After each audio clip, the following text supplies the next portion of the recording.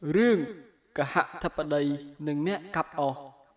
Nông ca khê cần lòng tự hỏi miên đầm na thá Nơi nông sốc sân thị miên cả hập đầy đốc đom đòi trọc sầm mặt bản nẹ Chmú thà mô tần nạ Ngày mùi mô tần nạ cả hạ thập đầy Ban thưa đầm na tơi cầm xa nia plei ngày mùi Cầm pung tai thưa đầm na cả hạ thập đầy Banប្រទះឃើញ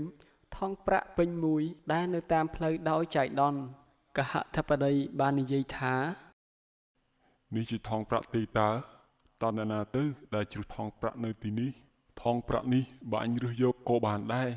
ប៉ុន្តែឋានៈរបស់អញ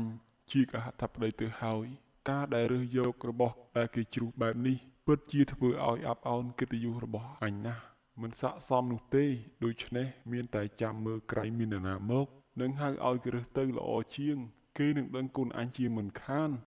មួយសន្ទុះក្រោយមកពិតជាគប់ជូនមែនមានបរោះកាប់អស់ម្នាក់បានរែកអស់តាមផ្លូវនោះដែរកំពុងតែធ្វើដំណើរដោយកាន់កាំបិតនៅជាប់នឹងដៃនោះផងស្រាប់តែមានសំឡេងមនុស្សស្រីហៅគាត់ថាណែបរោះកាប់អស់ចូលអ្នកមកទីនេះយើងនឹងមានអ្វីឲ្យអ្នកប្រញាប់ឡើងឯងពិតជាសំណាងហើយណា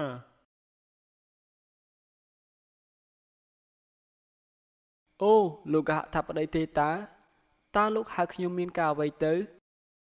ខ្ញុំហៅអ្នកពិតជាមានការហើយខ្ញុំមកទីនេះគ្រាន់តែចង់បន្ធូរអារម្មណ៍នឹងណាណែបរោះកំសត់ខ្ញុំឃើញអ្នកមានជីវភាពមិនសូវធូរធារនោះទេខ្ញុំមើលតែសម្លៀកបំពាក់របស់អ្នកក៏ដឹងដែរ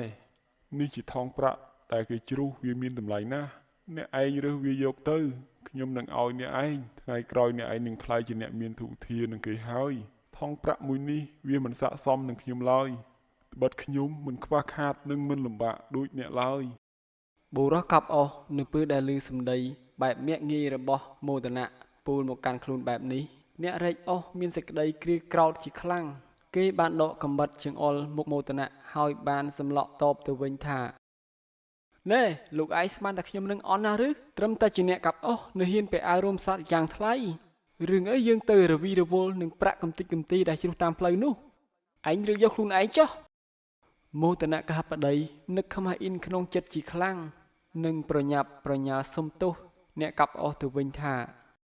សូមអ្នកអធិស្ឋានឲ្យខ្ញុំផងចុះខ្ញុំមើលមនុស្សច្រឡំសូមមេត្តាគុំប្រកាន់អីហើយមិនដឹងថាលោកឈ្មោះអីនោះទេហើយលោកមានឋានៈជាអ្វី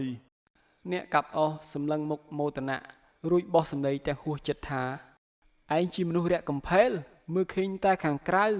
នៅមានចិត្តតាំងខ្លួនជាអ្នកក្រនបើទៀតរឿងអ្វីដែលយើងប្រាប់ឈ្មោះនឹងត្រកូលឲ្យឯងស្គាល់នោះពេលនិយាយចប់ហើយបរោះកាប់អស់គេបានសៀតកំបិតទុកវិញហើយរែកតែអស់បន្តទៅមុខទៀតដោយមិនខ្ចីមើលថងប្រាក់នោះឡើយរីឯមោទនៈកហធបតីបានត្រឹមតែមានក្តីអាម៉ាស់តែប៉ុណ្ណោះរួចក៏បានវិលមកលំនៅឋានខ្លួនឯងវិញទាំងចិត្តសៅហ្មងព្រោះខ្លួនជាអ្នកមិនបានគិតវែងឆ្ងាយទើបទទួលក្តីអាម៉ាស់បែបនេះពីបរោះកាប់អស់ដែលមិនស្គាល់ឈ្មោះនិងមិនស្គាល់ត្រកូលបាទសាច់រឿងនេះសូមបញ្ចប់ត្រឹមតែប៉ុណ្ណេះសូមអរគុណពុកម៉ែបងប្អូនដែលបានតាមដានទស្សនាវីដេអូនេះតាំងពីដើមរហូតដល់ចប់សូមអរគុណ